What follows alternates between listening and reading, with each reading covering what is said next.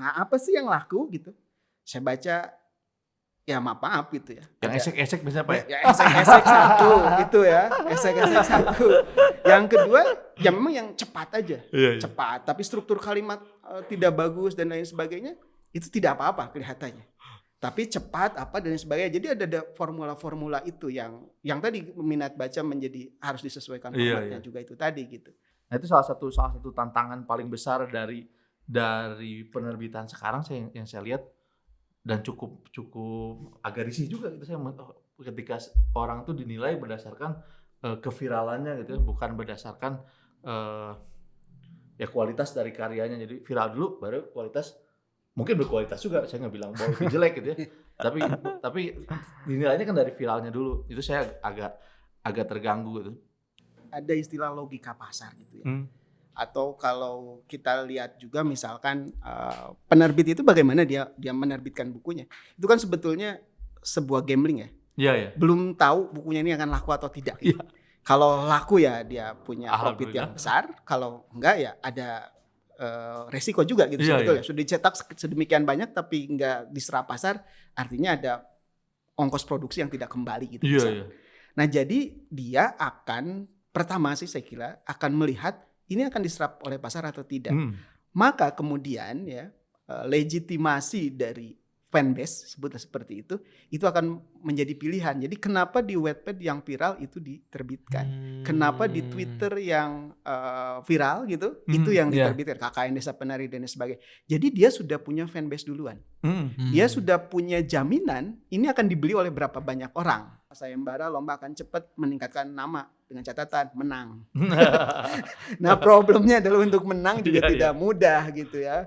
Ya itulah, jadi ada beberapa cara sebetulnya yang bisa dilakukan, tapi percayalah gitu tadi akan ketemu rumahnya. Kalau ada momentumnya ya pasti dapat.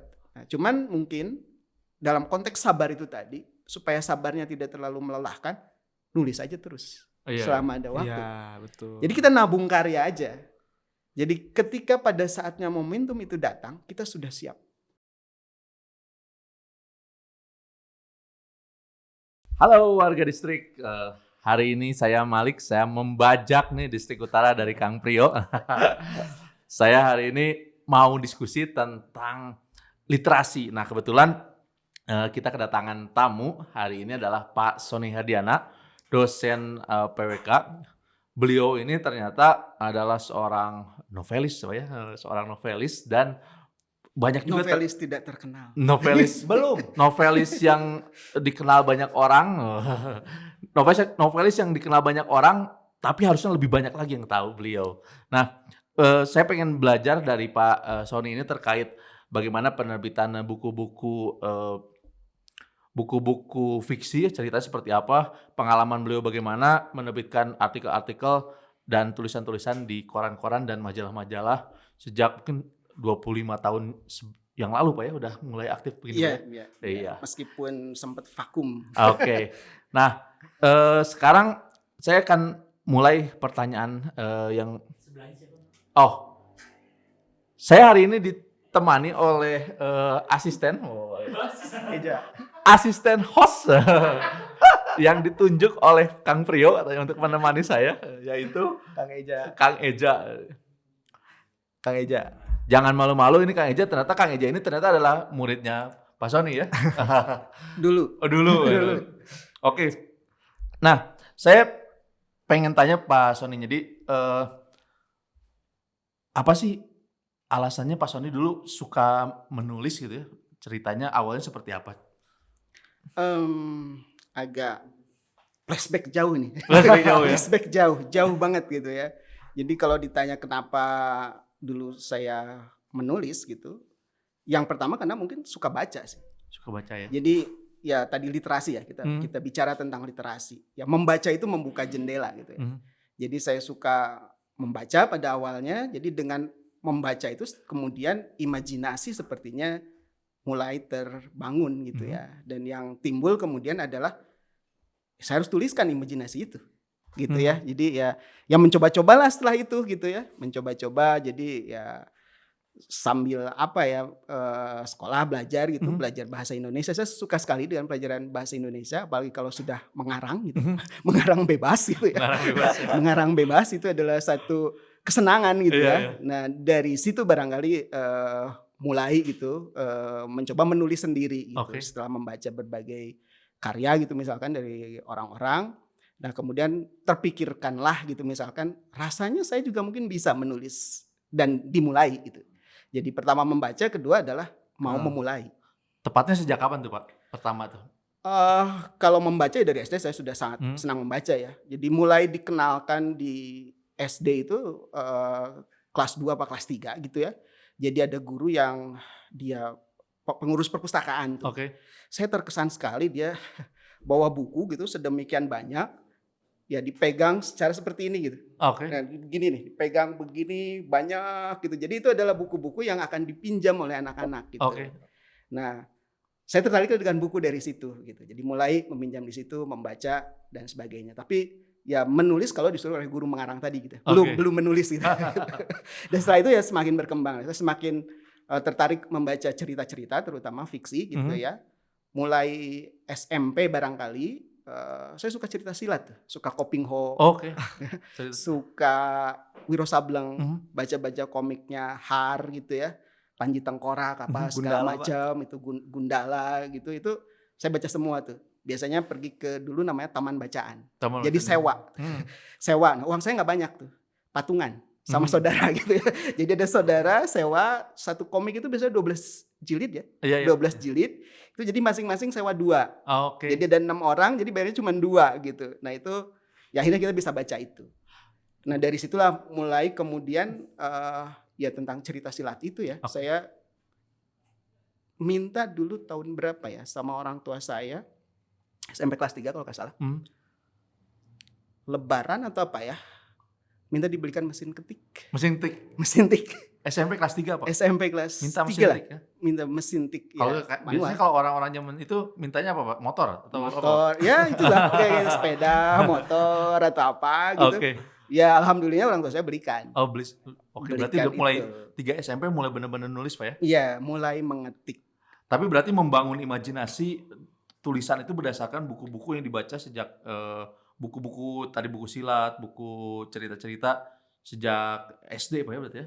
Betul, iya saya kira itu yang disebut dengan mind library ya. Jadi ada otak kita itu diisi oleh berbagai yang kita simpan gitu. Berbagai informasi kita simpan, termasuk ya dulu kan sebetulnya orang membaca fiksi, baca komik itu dimarahin kan sama orang tua. Gak boleh gitu. Banyak yang memarahin ya kayak gitu. Jadi kalau ketahuan baca komik itu dimarahin, dianggapnya nggak belajar, dianggapnya main-main dan sebagainya. Ini mungkin mindset yang harus dirubah juga gitu. Kenapa literasi kita buruk mungkin?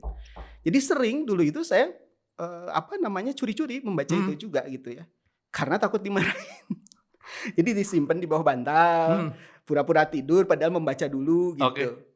Sewa itu kadang juga karena ya uang terbatas, dimarahin juga, daripada sewa itu mending apa gitu. Misalkannya itu juga terjadi seperti itu gitu. Cuman ya memang karena hobi kemudian memang tertarik dengan itu.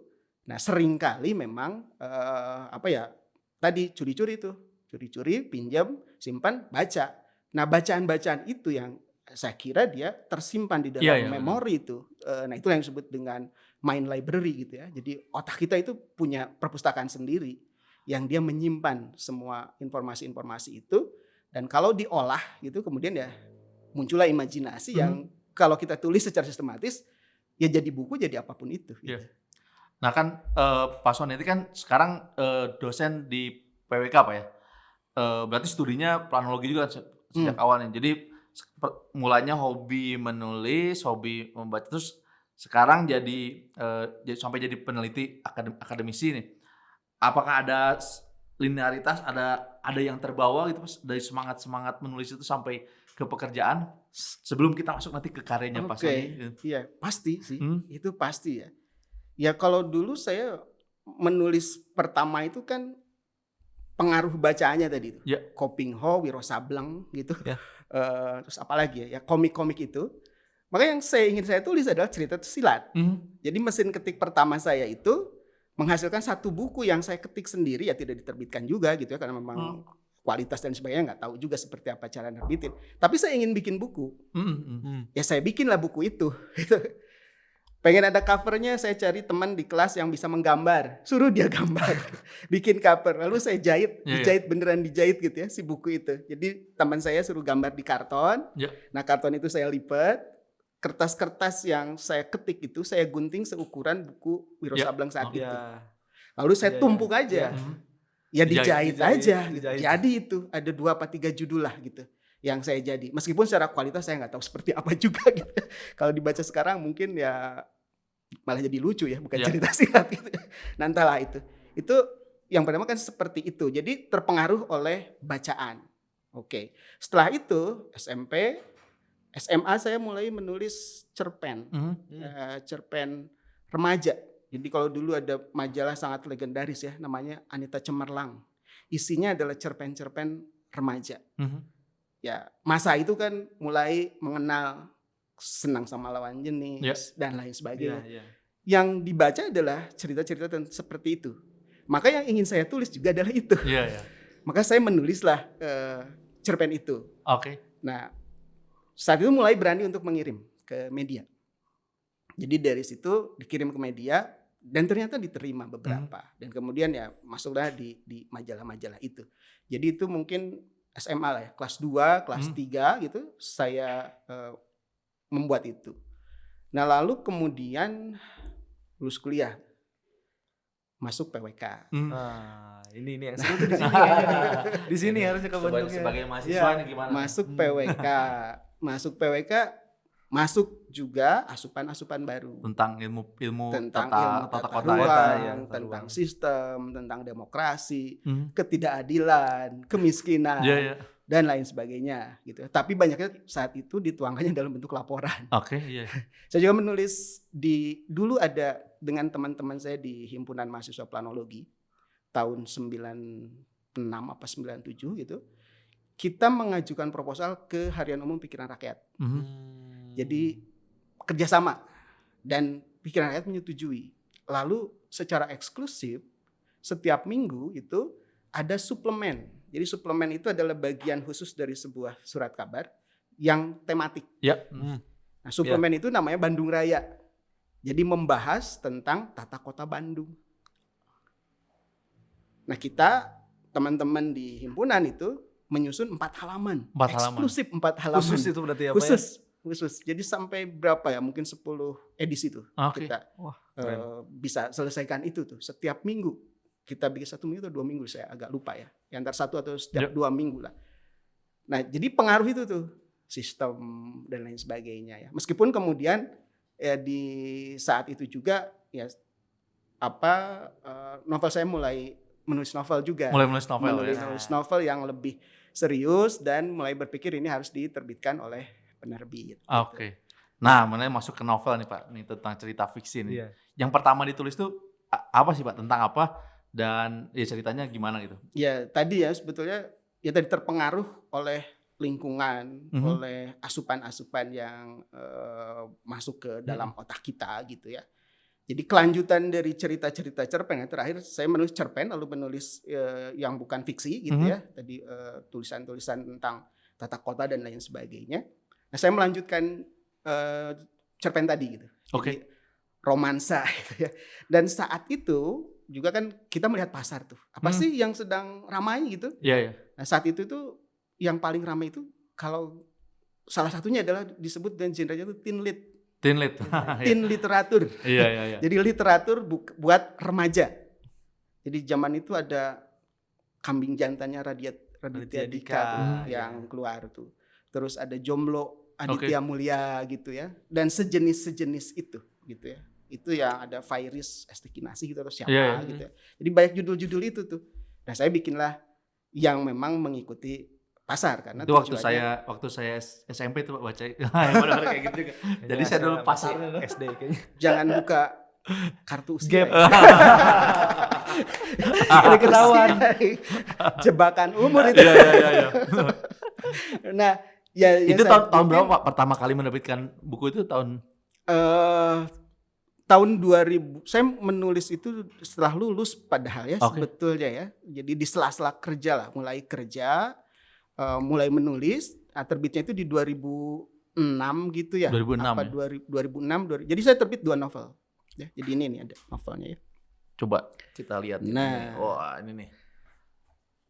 Ya, novel remaja si Teen Lead ya. Ini dia nih. Diterbitkan sama Grasindo gitu. Kau pergi, kau kucari sama Mr. Right. Wah, hebat. Ini tapi berarti ini model Teen Lead itu Pak ya yang tadi. Teen Lead, ya. Karena saat itu yang salah satu yang ramai adalah Teen Lead. Jadi memang sejak waktu itu tuh Pak Sony udah mulai menulis untuk udah melihat pasar yang ramai ini, makanya menulis tentang hal itu atau iya. Oke. Dua hal lah ya. Pertama memang tadi yang ada di dalam asupan kita itu apa? Yeah.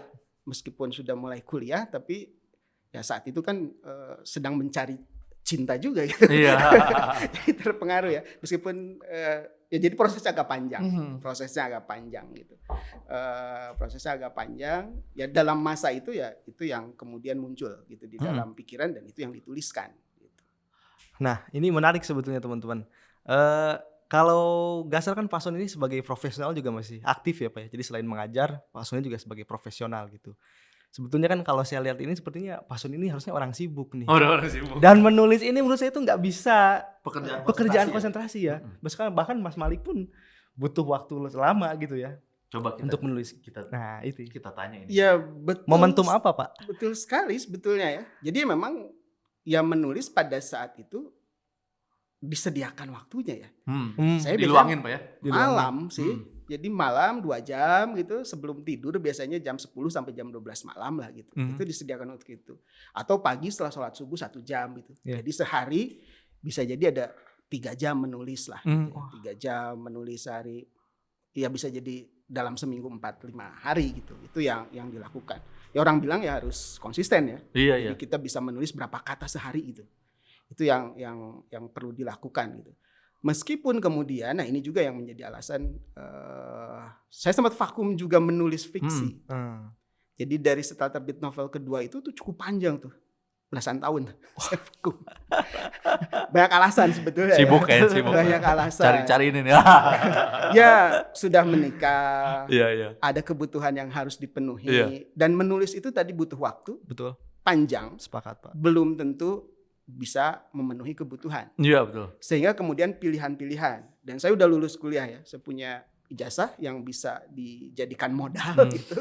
Saya bisa masuk ke dunia tata ruang gitu. Kemudian juga keterima di ITENAS, ya ada kesibukan yang lain. Dan setelah itu juga saya dapat beasiswa S2. Oke. Jadi saya harus pergi ke Australia tuh. Yang lain adalah tergoda sama hobi baru. Oke. Saya beli kamera. Oh, beli kamera. Suka memotret. Kalah. Jadi di satu sisi ide banyak terkumpul ya. Jadi kalau penulis itu dalam setiap saat itu otaknya itu akan berpikir apa lagi nih yang harus saya tulis. Jadi kalau tadi menulisnya ya bisa 2 jam, 3 jam sehari, tapi sebetulnya otaknya tidak pernah berhenti. Di setiap kesempatan ketika harus merenung, maka salah satunya pasti akan merenungkan tokoh saya itu harus gimana nih nanti. Iya. Itu akan terus bekerja otaknya. Gitu. Jadi meskipun saya vakum, otak saya itu tetap ya sebetulnya tetap selalu memikirkan sesuatu. Apa yang ingin saya tulis. Susah tidur. Tapi Pak, ini tuh kan menulis itu kan dianggap sebagai kebutuhan kan, bukan sebagai beban pikiran Pak. Atau apakah bisa sebagai kayak ini adalah rehatnya saya atau hiburan saya? Pilihan. Kalau sudah menjadi pekerjaan yang menjadi beban, itu akan jadi beban. Tapi kalau dia dijadikan sebagai pelepasan imajinasi kita yang ingin kita coba tuangkan, bisa jadi sesuatu yang sangat menyenangkan. Ya kalau sekarang proses kalau Pak Sony apa nih? Ini. Dua-duanya. Meskipun mungkin selalu seimbang ya, menyeimbangkan. Ya, coba bikin seimbang lah ya, Meskipun memang ya tentu akan berbeda pada level-level tertentu ya. Ya kalau menurut saya sih kalau orang yang mau jadi penulis di awal-awal ya justru bebaskanlah imajinasi itu. Jangan terbatas oleh karena pasti akan terganggu gitu ya. Nah, yang paling nyaman tentu kalau misalkan sudah punya sisi lain untuk memenuhi kebutuhan ya menulis itu ya tadi tetap luapan jiwa yang tidak terganggu oleh target, oleh beban, oleh yang memang harus arahan-arahan gitu, yang mungkin luapan betul. pikiran yang harus dikeluarkan, Pak ya. Iya, itu harus diluapkan gitu. Nah, setelah tadi Pak kan terakhir kan 2006 Pak ya tadi yang novel. 2008 ya. Oh, 2008 ya. 2008. Sekarang kan saya dengar mau menulis Betul. lagi atau sudah menulis, itu kenapa dan bagaimana prosesnya Pak? Jadi kenapa nih memulai lagi menulis gitu atau? Ya tadi ya, tadi penulis itu butuh waktu panjang, butuh effort dan lain sebagainya. Jadi sebenarnya saya juga tidak benar-benar vakum. Jadi kalau saya membuka kembali harddisk saya tuh, harddisk tahun 2009 gitu, waktu S2 tadi di Australia, saya beli harddisk pertama kali itu di situ, tahu eksternal harddisknya. Gede bentuknya, harus dicolokin ke listrik, entah masih nyala atau tidak. Ketika itu dibuka kembali, saya ada folder fiksi, novel, cerpen. Ketika dibuka itu ada beberapa judul yang tidak selesai semuanya. Tidak ada yang selesai gitu ya. Satu pun tidak ada yang selesai. Setengah gitu. Nah yang susah kan sebetulnya menyelesaikan itu. Jadi banyak faktor tadi ya. Gangguan pekerjaan yang semakin dulu mungkin baru lulus, tidak banyak pekerjaan atau pekerjaan terbatas. Setelah lulus S2 mulai beban dan tanggung jawab pekerjaan menjadi lebih tinggi gitu. Menjadi ketua tim, menjadi apa. Jadi itu semakin, termasuk tadi saya lebih memilih memotret daripada menulis gitu ya. Tapi alhamdulillah juga ya, memotret juga pada akhirnya menghasilkan sesuatu juga gitu ya. Nanti kita cerita di masa yang akan datang jadi gitu, tentang memotret itu lain lagi gitu. Ya, warga distrik. Jadi selain penulis dan profesional, Pak Sony ini juga merangkap sebagai fotografer profesional juga gitu. Iya. Jadi sebetulnya menarik juga Pak kalau kita berbicara terkait dengan penulis gitu ya Pak ya. Menurut saya itu ada dua ya, antara menulis dengan menerbitkan itu dua hal yang kemudian akan berbeda gitu jalannya itu. Mungkin saya ingin tanya ke Mas Malik gitu ya. Mas Malik sendiri sudah pernah menulis dan sudah pernah menerbitkan gitu. Nah kalau dari pengalaman Mas Malik sendiri, menulis dan menerbitkan itu seperti apa Mas? Kalau tadi saya lihat pengalamannya Pak Sony kan draft tuh banyak ya. Jadi sama Pak saya juga Pak. Ternyata di draft saya tuh ada, saya punya folder judulnya artikel. Memang artikel. Kalau saya tuh bukan penulis fiksi, saya tuh nggak nulis fiksi. Jadi saya nulis biasanya non fiksi, catatan sejarah, cerita geologi gitu ya. Tapi yang non fiksi gitu. Tapi banyak juga misalkan saya kunjungan ke lokasi A, saya nulis misalkan, tapi masih dalam bentuk draft. Ke Curug Malela nulis tentang Curug Malela, ke Curug Cinulang nulis Curug Cinulang, ke Belitung nulis, tapi nggak ada yang beres karena kan memang nulis itu satu hal, ngeberesin tulisan itu lain. Tahu tulisan beres karena memang kan nggak pernah beres Pak ya. Kalau kita punya tulisannya disebut writer block itu. Jadi punya tulisan tuh pasti ada aja yang kurang, apalagi kalau tulisannya yang panjang gitu. Nah saya alhamdulillah kemarin tuh selama 2 tahun terakhir saya mencoba merintis karir sebagai penerbit indie gitu. Jadi nulis sendiri kemudian nerbitin sendiri gitu. Dan saya ngerasain betul, jadi ternyata memang beda ketika ngeberesin tulisan, masukin ke editor bantu untuk beresin, kita layout, terus tetap aja setelah meskipun sudah di layout ada aja yang pengen direvisi, ada yang pengen diedit. Terus sudah gitu oke, selesai lah. Untuk sampai ke dokumen final aja itu tuh panjang perjalanannya itu. Jadi nggak langsung kita udah diedit, di layout, beres kita kasih, kita pengen aja ini dirubah. Terus nanti kita terbitin, dicetak, nanti dijual sendiri. Wah jadi memang cerita panjang itu penerbitannya. Makanya tapi saya melihat ada 2 jalan penerbitan indie dengan penerbitan yang kalau Pak Sony ini udah Grasindo nih, major. Jadi memang ini pemain ini. Pemain apa ya? Pemain yang vakum tadi. Pemain yang vakum. Yang mau comeback lah. Yang mau comeback ya. Jadi rencana mau dengan udah ada rencana dengan penerbit. Ya, yang sekarang saya lakukan sebenarnya entah apa ya, saya nggak tahu juga dari mana. Tiba-tiba saya tertarik kembali menulis. Dari mana saya buka lagi harddisk yang lama itu gitu ya. Saya lihat juga ada buku notes tahun kapan itu yang saya buka-buka itu juga banyak catatan ide-ide cerita. Iya. Banyak catatan ide-ide cerita gitu. Dan kemudian ya udah entahlah tiba-tiba tertarik lagi untuk menulis kembali gitu. Jadi tadi istilahnya comeback barangkali gitu ya. Nah belum tahu kemana, tapi saat ini proses, dan alhamdulillahnya sebetulnya sekarang saya nggak tahu, merasa proses jauh lebih cepat dibandingkan yang lalu. Nah ini mungkin tadi tuh asupan-asupan yang masuk gitu. Terus kemudian juga library yang meskipun tidak menulis, saya kan terus membaca dan menonton film. Adanya Netflix dan lain sebagainya itu sangat membantu. Jadi saya lebih banyak menonton film dibanding tahun-tahun yang lalu. Kalau yang lalu kan harus ke bioskop, atau kalau nggak beli CD bajakan meskipun hati agak nggak tenang ya karena terlalu mahal kalau harus semuanya terus ke bioskop, nggak bisa juga, pada akhirnya ya memanfaatkan itu. Tapi sekarang adanya Netflix gitu ya, ada video, ada Disney Plus dan lain sebagainya. Nah itu mempermudah referensi. Jadi referensi itu banyak sekarang. Nah membaca juga terus, menonton juga semakin banyak ya di sela-sela berbagai kesibukan ya. Kebetulan saya hobi juga menonton gitu. Jadi tadi si library itu terisi terus. Dan dia jadi imajinasi, dan dia mungkin ingin dikeluarkan gitu menjadi dalam bentuk tulisan atau apapun ya. Kalau saya salurannya tadi menulis gitu.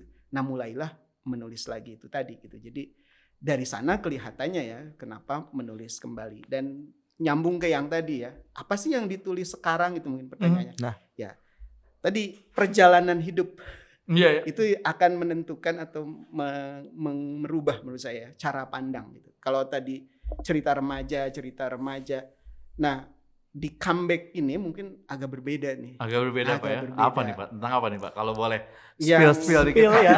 Spill biar kita tahu. Biar warga distrik tahu Pak. Saya tonton itu, ternyata saya suka nonton, satu adalah film-film thriller. Jadi seperti Seven gitu ya. Terus ada The Sixth Sense gitu ya. Ya Gone Girl, itu saya suka sekali tuh film Gone Girl itu. Dan ya semacam itu ya, di thriller. Jadi yang dalam pikiran saya, gimana sih bisa nggak saya bikin cerita thriller yang menarik dan versi Indonesia, lokal gitu ya, Indonesia. Jadi di Indonesia, orang Indonesia, kasus Indonesia yang agak jarang. Kalau kita lihat buku-buku atau film ya, terutama yang paling menonjol itu kan horor ya, mistik gitu. Nah arahnya mungkin agak beririsan, tetapi saya ingin agak keluar dari situ. Jadi memang yang saya tulis banyak sekarang adalah thriller Pak ya. Jadi kayak misteri, genre misteri ya. Ya misteri, ketegangan lah ya. Kalau thriller itu kan artinya sebetulnya ketegangan. Dan di situ juga ada misteri gitu, ada plot twist yang dicari. Nah kenapa itu tadi, satu adalah asupan tadi ya, asupan cerita-cerita yang saya tonton dan saya baca. Main library-nya itu tadi. Yang kedua adalah masalah sistem sebetulnya. Jadi kalau saya udah selesai, mungkin ada 3 atau 4 judul lah yang sudah ready gitu. Dan ketika coba baca ulang gitu ya, kelihatan ada benang merah sebetulnya tanpa disadari gitu. Jadi horornya itu horor sistem sebetulnya. Atau thrillernya itu thriller sistem, bagaimana sistem mempengaruhi psikologi seseorang. Dan perlawanan terhadap sistem sebetulnya ya.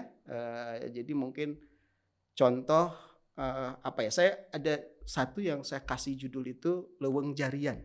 Leuweung Jarian itu bahasa Sunda. Kuda. Artinya itu tempat sampah. Nah ini saya bercerita tentang, jadi saya ingat ospek saya tahun 95 di ITB. Saya lulusan dari ITB, jadi tahun 95 itu ospek tuh di ITB. Ospek itu kan sebuah sistem ya sebetulnya. Betul.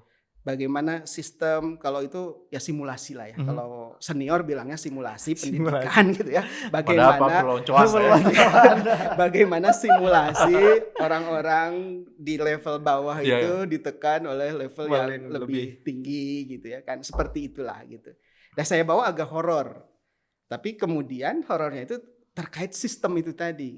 Jadi dia datang ke satu hutan gitu ya kecelakaan gitu. Karena hutan atau tempat yang mau dipakai ospek tiba-tiba nggak boleh dipakai karena sistem juga. Kenapa nggak boleh dipakai? Ceritanya sih mau dipakai latihan tentara gitu.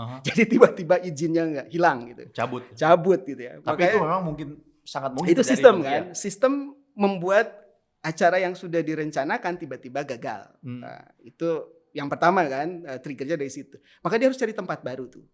Nah, cari tempat baru ya yang tidak diketahui orang, yang tidak harus izin, yang harus apa, ya ketemulah yang disebut dengan silabung jariah Oke. itu tadi. Jadi awalnya begitulah. Iya. Maka dia pindahlah ke satu tempat yang tidak disurvei dulu, yang tidak tahu Oh, iya, seperti iya. apa atas saran seseorang lah gitu misalkan ya. Yang dia juga terdesak oleh sistem juga. Dia butuh duit gitu. Heeh. Dan dia butuh komisi dengan nunjukin tempat itu. Oke gitu, 2 gitu urusan sistem gitu. Jadi ada sistem sosial yang mempengaruhi seseorang, dia tahu tempat itu berbahaya, tapi dia butuh uang, maka dia sarankan itu ke mahasiswa itu. Nah problemnya sebetulnya kemudian sistem yang lainnya itu setelah ada di tempat itu ternyata tempat itu bermasalah. Iya, iya. Dulunya adalah sebuah pabrik teh yang ada kerusuhan sosial lah di situ. Oke. Ya, sehingga pabrik itu kebakaran, banyak pegawai-pegawai yang tewas, pegawai-pegawai yang juga secara sistem mereka disuruh bekerja dengan cara yang tidak adil, sehingga tadi ada protes itu, gitu. Iya. Nah, meninggallah banyak di situ, termasuk pemiliknya dan lain sebagainya, yang karena meninggalnya tidak wajar, maka jiwanya itu terperangkap di situ, gitu. Dan mereka ingin mengulangi sistem pekerja itu, buruh-buruh itu tadi ingin tetap abadi. Jadi ketika mahasiswa ospek di situ ada sistem buruh dan majikan, senior dan junior, dan lain sebagainya, bangkitlah. Oke. Jadi teramplifikasi. Teramplifikasi. Suasana klop gitu ya. Suasana klop gitu. Jadi sistem itu mengkooptasi sistem ospek yang ada di situ. Akhirnya baca nanti novel. Nah ini menarik banget Pak, dari cerita Bapak yang tadi itu kayaknya banyak orang penasaran gitu ya. Penasaran dan relate juga mungkin ya Pak ya. Karena kan memang ospek itu kan sangat khas Indonesia. Betul, gitu ya. Sangat khas mahasiswa, jadi makanya ketika baca mungkin bisa ini benar juga nih, mungkin sangat mungkin terjadi itu. Dulu pas saya ospek waktu saya geologi 2009 Pak. Kami ospek ke ospek adik kelas ke Ciwidey waktu itu, Situ Patenggang. Nah itu pas hari ospek memang segala hal yang di luar di luar rencana terjadi. Ada gempa Pak. Pas hari lagi ospek gempa. Gempa tiba-tiba ada apa ini? Terus hujan sepanjang malam. Terus ketika mau tenda nggak ini. Memang ketika kejadian kayak gitu kan hati itu sangat kita berada di dalam uncertainty yang sangat tinggi. Kita bingung, nggak tahu apa. Apalagi memang kejadian yang tadi ada keadaan meskipun yang, itu fiksi ya. Iya meskipun fiksi, tapi kan keadaan yang mendorong suatu kejadiannya tadi kayak ada dua fenomena saling bertabrakan. Itu ini sangat mungkin sangat menarik meskipun fiksi. Ceritanya menarik banget Pak. Tapi menurut Bapak saat ini kenapa itu masih kita belum tahu gitu Pak? Apakah Bapak punya kesulitan atau tantangan sendiri Pak dalam belum terbit belum bisa kita baca Pak. Itu hal lain lah ya. Ya memang dulu saya nggak tahu juga ya itu bisa terbit ya, kenapa? Itu juga bisa terbit. Tapi memang kalau saya dengar-dengar gitu karena juga tidak benar-benar ada di industri penerbitan, yang nulis naskah itu banyak katanya. Banyak banget yang nulis naskah. Terus kalau ingin di major, ya itu juga lebih banyak lagi. Semakin terkenal penerbitnya, semakin banyak naskah yang masuk. Makin lama antriannya. Jadi antrian itu panjang gitu. Antrian panjang, lalu tadi ada tren. Oke. Lalu biasanya juga katanya penerbit itu juga punya semacam katalog atau istilahnya apa ya? Tahun ini dia mau nerbitin apa. Jadi dia juga punya rencana, punya tata kelola mau genre apa sekarang. Nah kalau tidak pas, ya itu bisa tidak masuk gitu. Jadi memang ada banyak faktor untuk itu. Jadi ya butuh sabar sebetulnya sih. Butuh sabar, Pak. Butuh sabar, butuh momentum. Nah, butuh momentum. Satu saat mungkin ya kalau ketemu ya akan dapat. Jadi kalau orang-orang di penulis dan sebagainya sering bilang setiap karya itu kemungkinan akan punya rumahnya, tapi entah kapan dia ketemu rumahnya gitu. Nah, waktu mencari rumahnya itu yang kita tidak pernah tahu momentumnya kapan datang gitu. Nah, momentum itu mungkin Mas Malik sebagai yang sudah pernah memiliki momentum itu apakah membangun momentum, apakah menunggu momentum? Nah, itu memang saya juga tadi mau tanya Pak Sony, apakah kita tuh momentum itu apakah kita create atau kita tunggu? Karena kan kita create momentum segini aja, tapi kalau kita tunggu bisa gitu. Nah, kira-kira gimana tuh Pak? Menurut Pak Sony? Ya kalau saya coba ya belajar ya gitu ya, gimana sih sebetulnya kalau memang mau tembus ke major ya, banyak jalan sebetulnya kan. Kalau susah ke major ya bisa indie dulu, bisa apa. Sekarang ada media gitu ya, bisa pakai platform digital. Jadi ada banyak cara sebetulnya ya. Cuman kita memang mau memilih apa.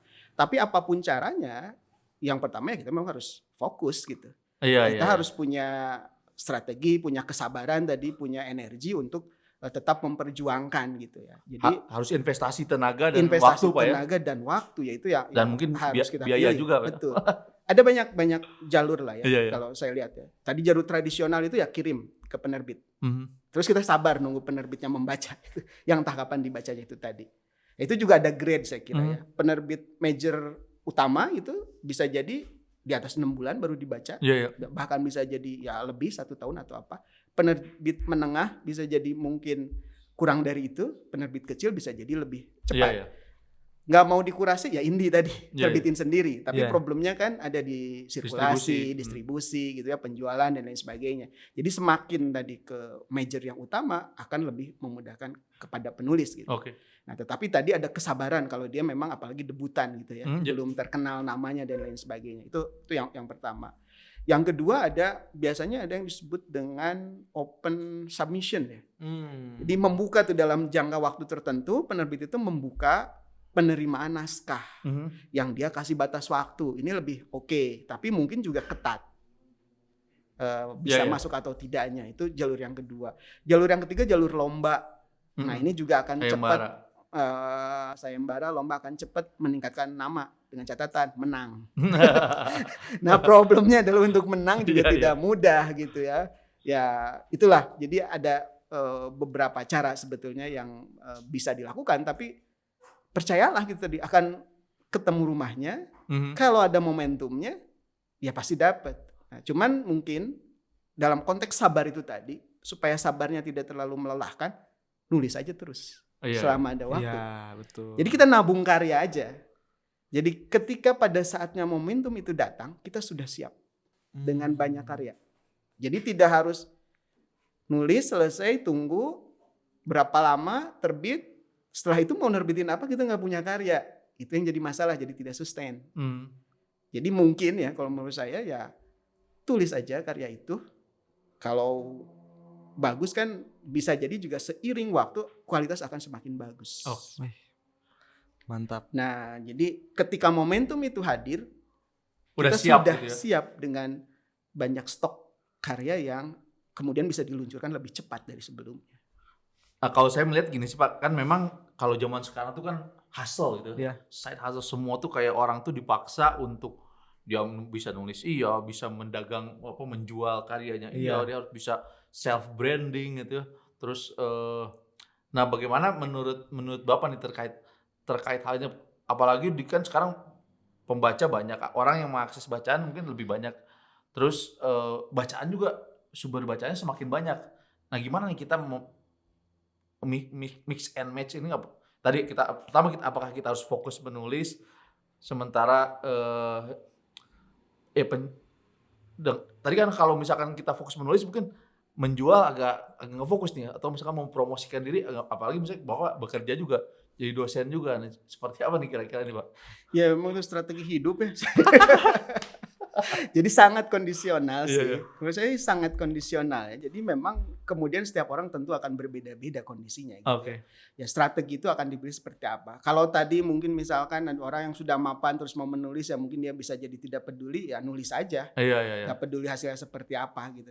Tapi kalau mungkin orang menggantungkan dari tulisannya, ya bisa jadi dia akan harus berusaha bagaimana membuat tulisannya ini bisa diterima oleh pasar dan terakses dengan baik gitu oleh pasar gitu. Jadi memang sangat kondisional, saya kira sih tidak bisa disamaratakan gitu ya antar satu individu dengan individu yang lain. Nah, kalau saya ya kebetulan, jadi saya profesi utama saya kan dosen sebetulnya ya at least saya ada penghasilan gitu dari dosen.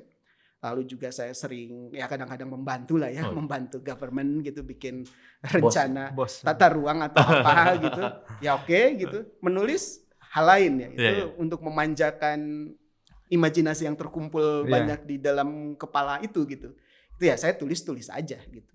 Jadi tidak terlalu ngoyo sebetulnya gitu ya. Jadi berkarya aja. Kalau ketemu jalannya ya bagus, alhamdulillah gitu. Iya. Menurut Mas Malik sendiri, mungkin di era sekarang gitu, sulit gak sih sebetulnya untuk mencari segmentasi pembaca dari karya kita gitu, Mas? Ya kalau saya lihat sebenarnya memang kayak agak beda ya. Zaman sekarang itu kan kita misalkan banyak buku-buku itu diterbitkan berdasarkan sesuatu yang viral. Misalkan kayak KKN Desa Penari gitu kan. Oh dia kan setelah viral di Twitter, dibukukan, difilmkan, di bioskop. Tapi ini kan asalnya bukan orang bikin novel terus jadiin, tapi dari viral dibikin jadi novel atau kemudian dibikin jadi ini.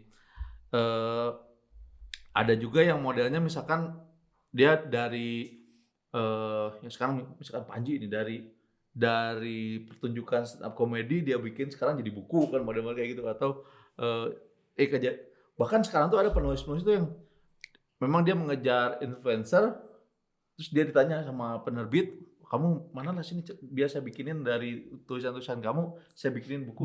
Jadi kayak penerbit itu banyak yang cukup pragmatis gitu. Yang penting ini kayak yang penting influencer kita terbitin naskahnya pasti jadi.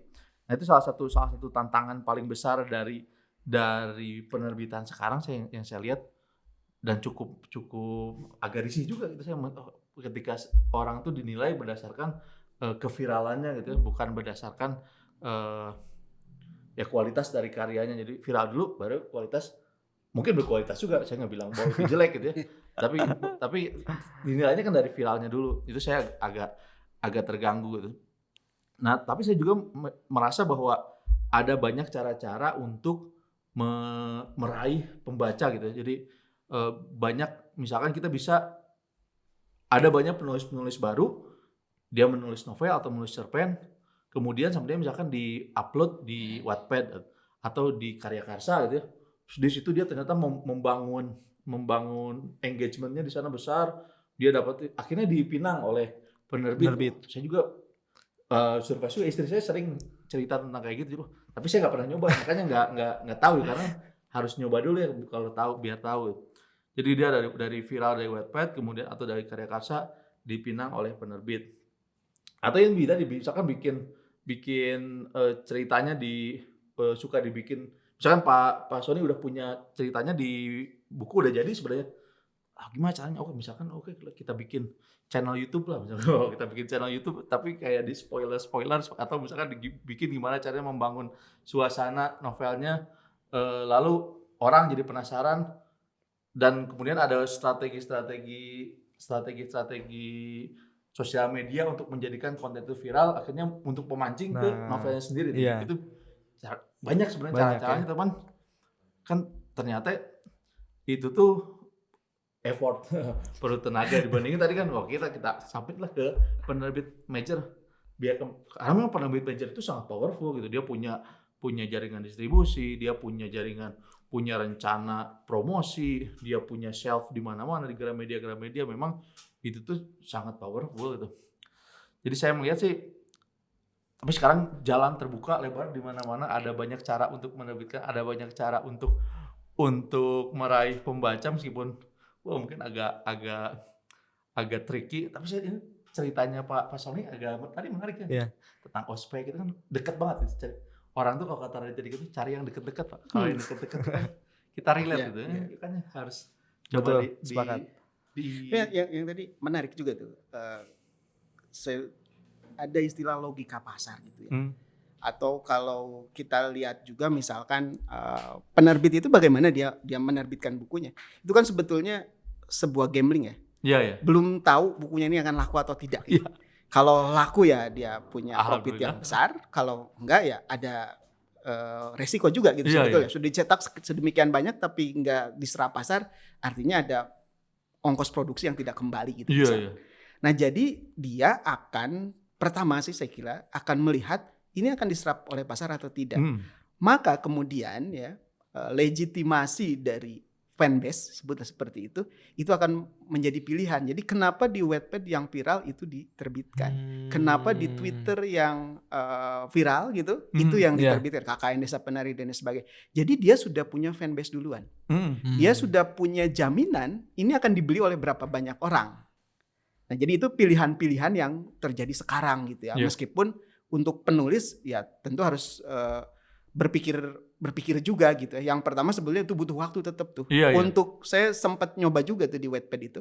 Dan algoritma itu harus dijaga. Jadi kita lupa dengan algoritma. Lupa itu, sehari lewat gitu ya. Dan untuk orang sibuk agak susah ya. Iya. Agak susah menjaga algoritma itu. Jadi fokus itu tetap butuh. Termasuk juga tadi trade di Twitter. Nah itu juga perlu disiasati gitu. Meskipun itu memang tadi satu jalan tuh. Jadi dia menjadi salah satu indikasi bagi penerbit bahwa ini akan laku di pasar. Jadi ya, logika itu yang dipakai. Yang tradisional kan kirim, ya penerbit yang akan menentukan dari ceritanya kira-kira ini akan bisa laku atau tidak. Dan itu tadi ada gamblingnya ya. Maka tidak lebih dipilih dibanding yang viral duluan. Karena secara pasar dia sudah punya jaminan.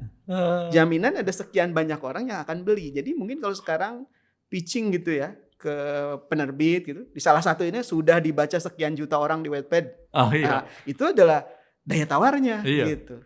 Itu yang terjadi sekarang ya dengan logika pasar itu tadi gitu. Tapi tadi tetap butuh effort untuk itu. Untuk bisa menghasilkan itu. Ya saya sedikit cerita Pak, mungkin kan saya nerbitin buku juga Pak. Awalnya saya yang pede nih kayaknya bisa laku nih.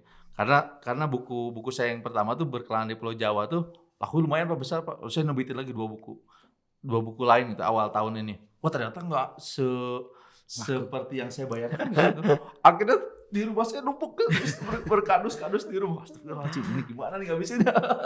Jadi memang apalagi di penerbit yang gede kan, misalkan dia punya berapa 100 judul sekali cetak, misalkan berapa 2000 eksemplar itu, berapa ribu dus mungkin di dalam gudangnya. Memang itu salah satu tantangan besar juga. Makanya kita lihat kalau misalkan ke mall-mall kan selalu ada bazar buku biar ngabisin buku-buku stok kan. Jadi industri penerbitan itu memang agak tricky juga, unik juga. Kita mungkin nggak ngerti kayak gampang, ternyata mereka harus manage storage, harus manage misalkan nanti kirim di jaringan distribusi, terus ngirim toko-toko buku, balikin retur karena nggak laku. Wah banyak yang kerjain. Itu mirip kayak industri film sih kalau kayak industri film ya. Bapak punya mimpi itu Pak? Ya salah satunya ya kalau bisa naik ke IP dan dialihwahanakan ya. Itu adalah satu hal yang juga menarik gitu ya. Ya kalau tadi saya cerita tentang itu, ya film juga kadang kita nggak tahu ya. Mana yang akan laku, mana yang tidak. Termasuk karena gara-gara sentimen bisa jadi nggak laku yang seharusnya laku.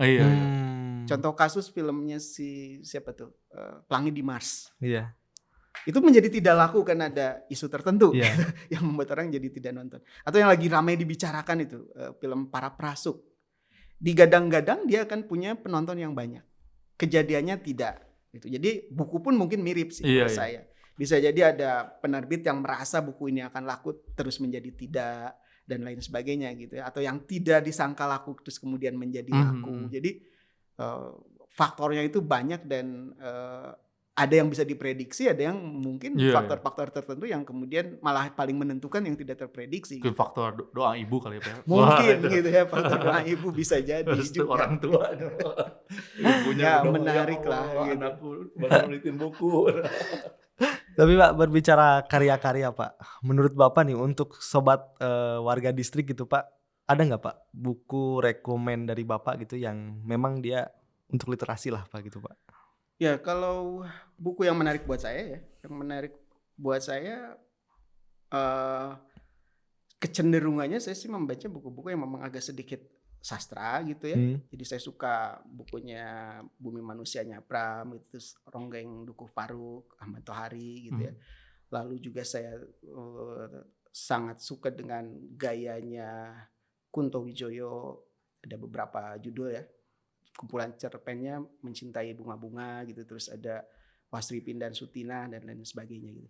Jadi karya-karya itulah, termasuk juga Umar Khayyam itu juga menarik ya, para priai gitu. Jadi memang karya-karyanya agak klasik sih sebetulnya sih, saya lebih menyukai itu. Ya mungkin karena memang tadi tumbuh di zaman mahasiswa, mendekati ke situ tuh sistem ospek dan lain sebagainya tadi mempengaruhi juga memang gitu ya, membaca gitu dan lain sebagainya ya itulah mungkin beberapa yang menurut saya cukup menarik saat ini. Buku favorit Pak? Kalau buku favorit fiksi non fiksi yang fiksi boleh deh.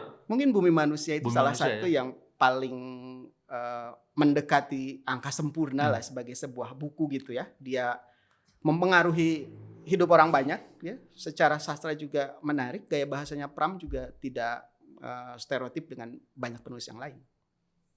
Kalau dari Mas Malik sendiri? Kalau saya apa? Fiksi.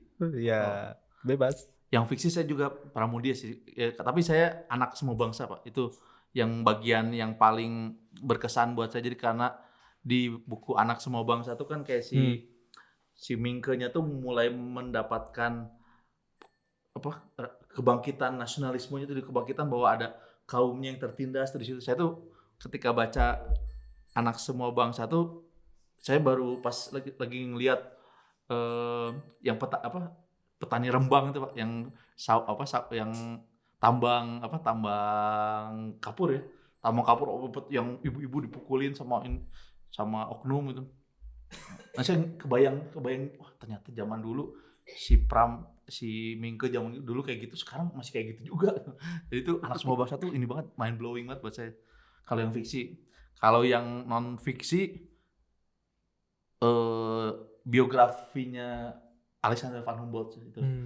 Alexander Van Humboldt dia ekspedisi keliling Amerika, ekspedisi ke Rusia dan di Eropa, itu yang paling karya Andrea Wolf. Itu dari saya. Kalau Mas Eja apa? Waduh. Kalau saya dulu sih saya suka buku-buku Laskar Pelangi gitu ya. Cuman kalau sekarang nih saya lagi mendalami Bruno Latour gitu. Bruno Latour gitu. Jadi salah satu filsuf lah di Perancis sana. Yang memang dia mengembangkan semacam teori lah yang kemudian relate itu dengan kehidupan sehari-hari gitu aja. Saya suka aja perspektifnya gitu. Relate kan, kuncinya tuh relate. Nah, iya kuncinya gitu. Relate. Makanya tadi bukunya Pak Sony tentang ospek tuh relate banget. Iya. Pengalaman berkesan semua orang kan pas ospek ya. Berkesan tapi nggak mau diulang. Kalau nanti coba membaca ya karya yang itu, apalagi kalau mahasiswa angkatan 95 gitu, 90-an lah gitu. Pasti bayangan saya ya ketika membaca itu akan ini ospek di mana ya? Mungkin akan menduga-duga dan merasa tahu ada di mana ini gitu. Ya itulah gitu. Memang karena didasarkan pada pengalaman pribadi yang memang benar-benar terjadi gitu sebetulnya. Yeah. Detail-detailnya itu cukup detail sih saya menulis di bagian yang itu. Nah, sekarang nih Pak, kalau kita tuh hampir mencapai akhir nih, saya pengen tanya tentang ini Pak, gimana sih pentingnya menjaga minat baca gitu ya, pentingnya gimana caranya ya kita biar punya, saya tuh biar semangat baca, biar nggak scrolling HP terus, atau misalkan nggak malas-malasan, biar pengen baca tuh kayak gimana pentingnya? Agak susah nih. Agak susah ya. Ya di zaman sekarang ya dengan teknologi dan lain sebagainya agak berbeda ya. Kalau dulu zaman saya mungkin ya kenapa saya banyak membaca, tidak banyak pilihan sebetulnya kan. Pilihannya itu mendengarkan radio, menonton TV dan membaca gitu. Dan ngusep mungkin Pak. Dan ngusep gitu. Tapi sayangnya saya nggak suka ngusep gitu. Jadi nggak ngusep gitu. Jadi 3 pilihan itu ya olahraga ya, main bola apa dan lain sebagainya. Tapi kan tidak bisa sepanjang waktu olahraga gitu. Nah di sela-sela waktu kosong itu kan pilihannya itu. Iya. Saat itu televisi tidak 24 jam. Radio juga yang saya dengar adalah sandiwara radio sebetulnya ya. Saur sepuh lah apa gitu, dongeng-dongeng Sunda dulu, Wakepoh apa segala macam. Jadi terbatas nih. Ini ada jamnya. Di luar itu waktu kosongnya ya membaca pilihannya. Gitu ya, membaca pilihan. Sekarang setiap waktu orang punya pilihan yang jauh lebih luas. Itu yang membuat agak susah. Mungkin ya harus disesuaikan formatnya dengan itu. Jadi digital dan lain sebagainya itu mungkin satu pilihan gitu. Tapi bisa jadi memang selain itu barangkali memang ya membaca bagaimanapun harus tetap dilakukan ya. Membaca buku fisik saya kira berbeda pengalamannya dengan membaca di digital, meskipun ada e-book reader Kindle apa segala macam, buku fisik tetap agak berbeda. Nah mungkin kalau hemat saya adalah perlu ada event-event yang membuat orang mau membaca gitu ya. Jadi bisa jadi kelompok-kelompok diskusi dan lain sebagainya gitu. Jadi ada perbincangan tentang literasi, tentang buku, tentang apa ya, itu perlu digalakkan lebih banyak. Di sekolah-sekolah mungkin tugas-tugas membaca benar-benar orang itu harus membaca gitu. Bukan tugas membaca rangkum terus tanya ChatGPT bagaimana rangkumannya tentang ini, dia nggak baca. Nah, jadi dia harus bisa menceritakan main library itu, Pak ya. Main library itu harus dijaga gitu. Jadi dia harus berpetualang gitu, pikirannya itu dibuka. Itu barangkali lah ya. Meskipun kalau saya ya sekarang penulis itu punya kutukan katanya. Kutukan apa nih, Pak? Jadi sulit membaca untuk menikmati buku. Oke. Untuk mengkritisi aja, Pak. Yang terjadi mengkritisi. Mencari gap aja, Pak. Kenapa ini tata kalimatnya begini? Kayaknya ini gak masuk akal. Kalau saya nulisnya kan begini deh, bukan begitu gitu. Jadi agak sulit sebetulnya. Meskipun sekarang berusaha untuk, saya ingin menikmati lah saat-saat tertentu. Jadi kita harus mengatur juga tuh. Jadi tapi memang Pak, kritikus tuh memang kadang-kadang nyebelin, Pak ya. Karena ya, terbiasa dengan kritik. Wah, ini salah sedikit, typo ini, begini sih, gitu. Tapi ya itu mungkin struktur otak yang dilatih atau terbiasa dengan itu, maka kemudian dengan sendirinya akan begitu. Menurut saya ya, saya beberapa kali juga menulis nih, sering tergoda gitu, baca Wattpad gitu. Saya juga pernah sih masukin di Wattpad itu, dan tadi algoritma itu harus dijaga, nggak bisa itu. Tapi apa sih yang laku gitu? Saya baca. Ya maaf gitu ya. Yang esek-esek biasanya Pak ya? Ya esek-esek satu gitu ya. Esek-esek satu. Yang kedua ya memang yang cepat aja. Cepat. Tapi struktur kalimat tidak bagus dan lain sebagainya. Itu tidak apa-apa kelihatannya. Tapi cepat apa dan lain sebagainya. Jadi ada formula-formula itu yang tadi minat baca menjadi harus disesuaikan formatnya juga itu tadi gitu.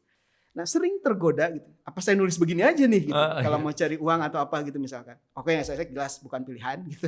Meskipun bisa pakai nama anonim ya, tapi enggak lah gitu. Jangan merusak moral anak bangsa gitu. Masih ada idealisme untuk itu gitu. Yang kedua adalah menurunkan standar. Iya. Tapi itu tidak pernah terjadi. Jadi saya coba nulis nih. Apa sih tentang perselingkuhan deh? Ada satu yang sudah selesai juga. Judulnya Calon Gubernur saya bikin. Waduh. Calon atau mantan gubernur, Pak? Calon. Mungkin nanti ada hubungannya apa enggak saya enggak tahu. Itu masih calon. Masih calon. Ya. Bagaimana interpretasinya pembaca lah. Ya, itulah. Nah, saya menulis itu. Jadi karena saya melihat tadi tren itu ya. Tentang perselingkuhan, tentang apa, itu yang ramai. Jadi temanya perselingkuhan. Tapi ya tadi kan saya terpengaruh oleh tentang sistem, tentang ketidakadilan, tentang politik, tentang demokrasi, punya tentang value. apa. Pak Sony punya value juga. Selalu masuk itu. Jadi ketika karya itu saya rancang, ini saya pengen karya biasa aja, yang jadinya nggak begitu juga. Dia bergeser lagi naik ke, karena ya mungkin ya standar yang ada di dalam penulis itu punya garis sendiri. Iya. Dia selalu merasa kecewa dengan kenapa sih begini? Enggak, saya nggak suka kayak gini. Naik lagi gitu. Ya kan mungkin karena si Mind Library itu kayak membentuk kayak database-nya ChatGPT gitu kan. Kalau ditanya gimana juga tetap gitu jawabnya gitu kan. Jadi kita mau setting pengen jawabnya, nggak bisa. Karena Mind Library-nya Pak Sony udah dididik oleh pikiran tadi buku-buku tentang value, tentang opresi gitu ya, tentang ketidakadilan, tentang tata kota tuh faktor-faktor sosial segala macam kayak gitu mungkin Pak ya. Pada akhirnya begitu. Bahkan yang sekarang nih saya lagi nulis lagi nih, thriller lagi nulis. Saya kasih judul sementara nih, working title, Amarah Purba judulnya. Thriller. Iya. Apa pemicunya? RDTR yang salah. Ini menarik nih buat anak-anak planning nih. Kota ini gitu. Jadi ada problem wali kota, ya politik juga dan lain sebagainya. Dia bikin rencana tata ruang yang intinya lah ya, memberi hadiah kepada oligarki karena mendukung kemenangannya dia dalam pemilihan itu. Jadi ada satu ruang yang seharusnya adalah kawasan resapan, kawasan lindung, dia jadikan kawasan komersial, ya kawasan komersial. Gitu. Saya kotanya fiktif, tapi sebetulnya mencerminkan satu kota tertentu. Bukan Bandung ya Pak ya? Yang ternyata kota itu dulunya adalah Danau Purba. Kayaknya ini Jakarta ya. Bukan Bandung. Tapi dulunya Danau Purba gitu. Nah, ada yang terganggu jadi yang seharusnya lindung itu terganggu entitas di dalamnya itu gitu. Nah, ini lagi ongoing nih. Saya lagi nulis itu. Banyak sekali tentang tata ruang pada akhirnya masuk di situ ya. Lalu tadi juga tentang sistem lagi gitu. Kenapa sih entitas itu bangkit? Siapa yang membangkitkan?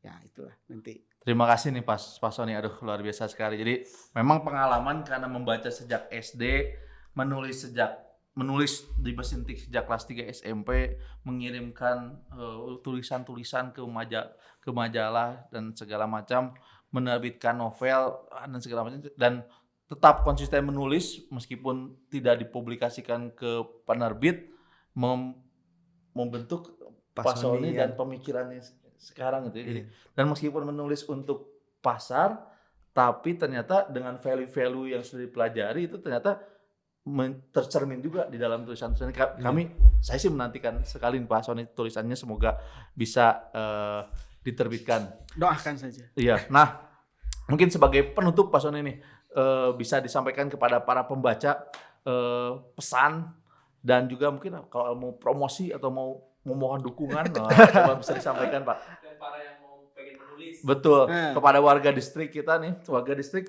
kita akan tutup dengan closing statement dari Pak Sony novelis. Oke, yang pertama ya tidak salah ya bahwa buku itu adalah jendela ilmu gitu ya. Jadi membaca adalah satu hal untuk siapapun, membaca apapun itu harus dilakukan. Orang nulis skripsi nggak baca nggak jadi skripsinya, atau kalaupun jadi jelek gitu. Penulis kalau mau menulis bagus harus membaca. Ya membaca untuk menikmati bagus juga gitu. Tadi bisa membuat library di dalam pikiran dan lain sebagainya. Jadi yang pertama adalah jangan berhenti membaca. Jadi harus terus membaca. Upayakan punya waktu membaca ya. Apapun yang dibaca lah, termasuk juga kalau pakai HP gitu, baca Twitter nggak apa-apa, tapi yang di follow siapa? Itu juga. Jangan cuma lihat TikTok apa-apa, tapi sediakan ruang dan waktu untuk membaca. Medianya apapun oke. Itu yang pertama ya menurut saya. Untuk yang punya jiwa ingin menjadi penulis, sama sebetulnya. Jangan berhenti membaca, satu. Yang kedua, ada imajinasi yang dikembangkan. Yang ketiga, mulailah menulis. Jangan berhenti menulis. Sediakan waktu 1-2 jam, berapa kata sehari, terus aja. Dan selesaikan tadi.